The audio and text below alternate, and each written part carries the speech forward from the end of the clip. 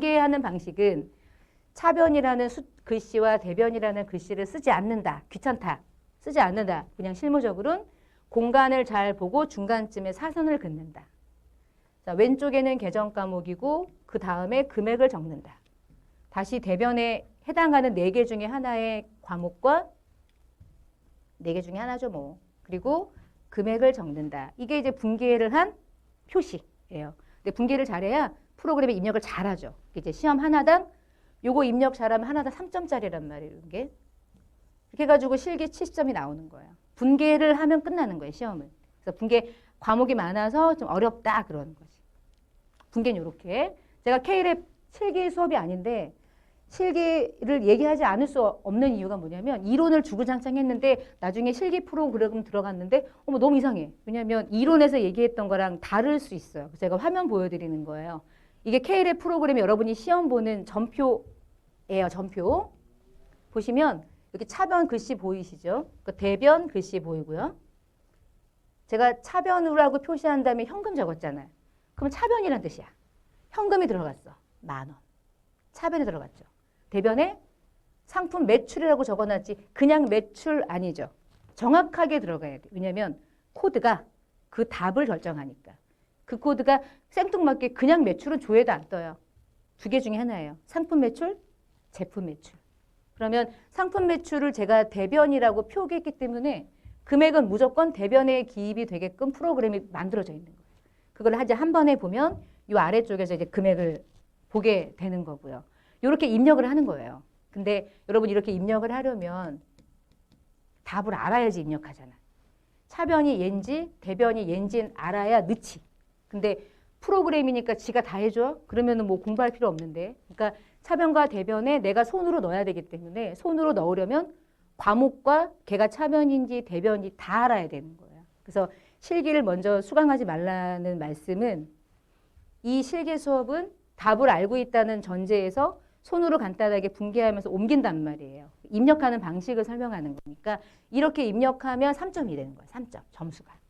이렇게 프로그램 입력하려면 어떻게 해야 돼요? 과목에 대한 공부를 이론적으로 공부 계속 해나가는 거예요. 그거를 이미 하고 계시고 그래서 분개하는 건 이렇게 나중에 프로그램에 옮기겠구나라고 생각하시면 돼요.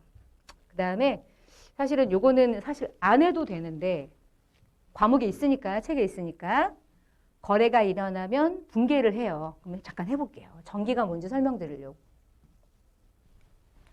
3월 31일에 원재료 10만 원을 현금으로 지급하고 샀대요. 제가 분개해볼게요. 분개. 날짜는 똑같으니까 날짜는 안 쓸 거고요. 이렇게 끊은 다음에 지금은 제가 보여드리려고 이렇게 줄을 긋는 거고 실제로 여러분이 하실 때는 줄 필요 없어요. 그냥 쓰시면 되니까. 고민하지 말고 뭐 먼저 써요? 숫자. 10만 원. 이건 어려울 거 없으니까. 나중에 숫자를 넣는 것도 어려워져요. 얘가 10인데 오른쪽은 8만 원 들어가고 2만 원 들어가고 막 그래요. 두세 줄 생기고 4줄 생기고 막 그래요. 근데 처음이니까 그냥 10, 10인 거예요, 지금. 두 번째, 현금만 본다 그랬죠. 현금 어디다 낼까요? 현금이 나간 거잖아. 그래요. 근데 이제 이 회계라고 하는 공부를 할 때 내가 실제로 이 일을 하면 내가 현금을 준 거니까 현금이 나간 걸 알아. 근데 시험은 현금이 나갔냐 들어왔냐를 문제를 읽고 내가 빨리 캐치해야 돼. 원재료 10만 원을 현금 지급하고 구입했다는 얘기는 현금이 나갔다는 거잖아. 이런 거에서 어려워하는 분들도 있더라고요. 왜냐하면 현금이 들어왔다는 거야 나갔다는 거야 해서 헷갈릴 수도 있어. 내가 이 일을 직접 한 게 아니고 거래를 누가 이렇게 서술형으로 문제로 만든 거니까 한글을 어떻게 서술하냐에 따라 또 이해할 때 다르잖아요. 근데 현금이 나간 거예요, 지금. 그러면 현금이 나갔다는 얘기는 대변에 현금을 감소시켜야 되는 거래인 거네요. 근데 왼쪽에 들어가면 끝나잖아요. 4분의 3 한 거잖아요, 지금. 제가 처음에 기업을 나눌 때 상기업도 있고 제조업도 있어요. 뭐 이런 얘기 한 적 있어요. 여러분 상기업은 물건을 만든 회사가 아니니까 사서 판다 그랬죠. 그러면 사서 파는 그 물건이 다 상품이야. 그래서 실제로 제가 재무제표를 볼 수 있는 사이트를 알려드렸잖아요. 그럼 다이소를 한번 조회해보세요. 다이소는 상품밖에 없어. 다이소가 직접 제조하는 품목이 1도 없거든요. 그럼 다이소에서는 회계 처리할 때 다이소가 팔는 그 1,000원짜리, 2,000원짜리 원가가 엄청 싸겠지? 근데 그런 거 사올 때 뭐라고 분개만 주구장창 하겠어요. 상품. 끝까지 상품. 다른 이름은 없어. 근데 제조업은 상품을 사서 파는 게 아니잖아. 흰우유를 만들어서 팔잖아. 그러면 흰우유를 만들기 위해서는 젖소가 짜준 원유를 사와야겠죠? 그러한 원유를 우리는 세 글자로 부르는 거예요. 원재료. 그래서 회계 처리가 과목이 아예 달라지는 거지. 과목이. 수준이 아예 다르다. 지금 원재료 샀다는 얘기는 이 기업이 어떤 회사인지 딱 짐작이 되지 않아요? 상기업이에요? 제조업이에요? 제조업이에요. 우리가 시험 보는 건 제조업이거든요. 그러면 여기다 쓸 때 자산이라고 잡을까요? 비용이라고 잡을까요? 이 얘기인 거예요. 안 팔렸어. 우유를 만들기 위해서 들어가지도 않았어. 소비되지 않으면 일단은 다 자산인 거예요. 이름은 원재료라고 쓰시면 돼요.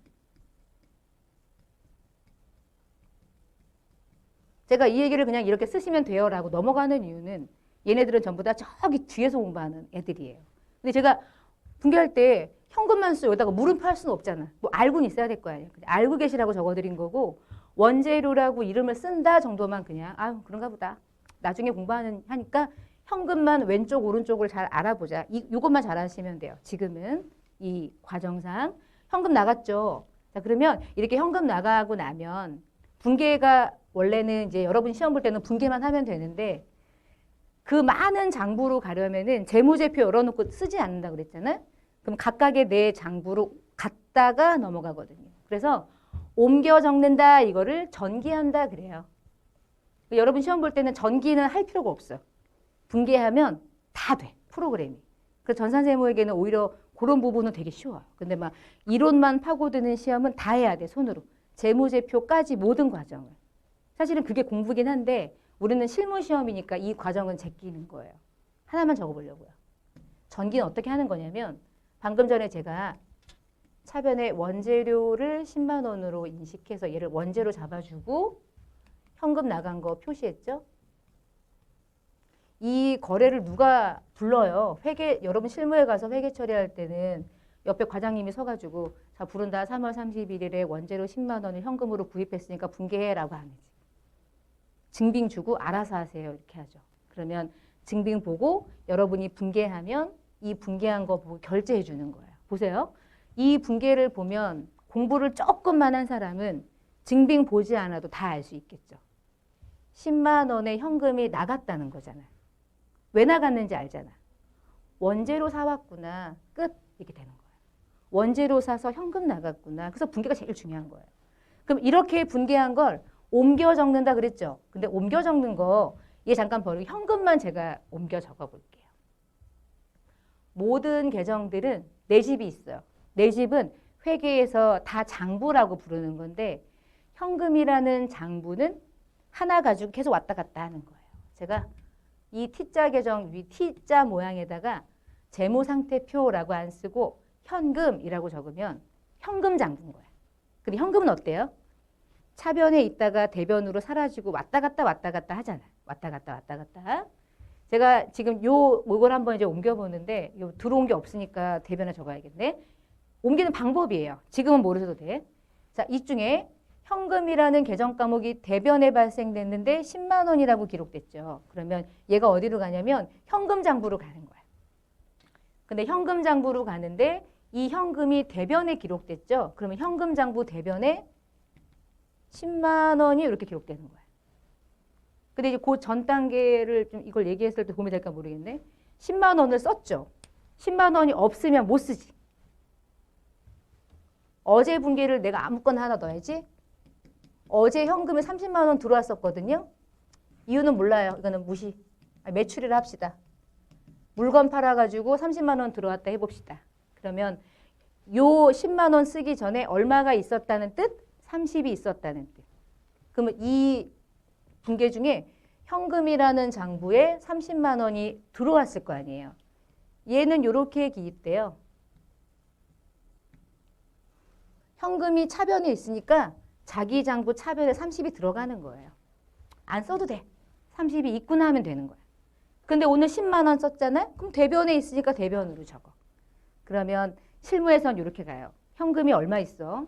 얼마 있었는데 얼마 나갔어? 그리고 잔액이 얼마야? 그게 궁금한 사람은 분계를 안 보죠. 분계를 뭐하러 봐요? 이것만 보면 되지.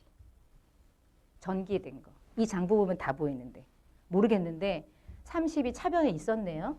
근데 이 거래로 인해 가지고 대변에 10이 기입됐네요. 그러면 30이 있었는데 10을 썼다는 얘기잖아요. 그럼 얼마가 잔액이에요? 20이 잔액이죠. 그렇게 현금 장부만 가지고 현재 20만 원이 잔액이구나, 잔고구나라고 하는 걸 보는 거예요. 그래서 전기가 중요하다고 하는 거예요. 실무에서는. 이게 다양한 장부로 가는 거고. 여러분은 얘만 잘하면 되고. 이 전기는 뒤에 가면서 막 이제 이런저런 것들을 가지고 막 설명을 하는 거니까 전기를 지금 막 디테일하게 하실 필요는 없어요. 그래서 책에 보시면은 요거 현금 10만 원 나간 게 장부에 기록돼 있죠. 이제 그것만 이렇게 간 거구나. 기입되는 방법이 이런 거구나 정도만 이해만 하시면 돼요.